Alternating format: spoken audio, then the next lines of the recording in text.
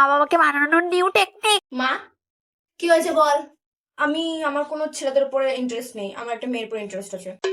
আমার বান্ধবী রিয়া, আমি রিয়াকে ভালোবাসি, আর আমি বিয়ে করলে রিয়াকে বিয়ে করবো। রিয়াকে ছাড়া আমি অন্য কোনো কাউকে আমি বিয়ে করতে পারবো না। ও ভগবান, কি বলে দিলে তুমি? কি হয়েছে সুবর্ণাখা? কি গো শুনছো? আমাদের মেয়েটা কি সব বলছে। ও বলছে যে ওর নাকি ছেলে পছন্দ না, ও মেয়েকে পছন্দ। ওটা বান্ধবী রিয়া, ও রিয়াকে পছন্দ। কি?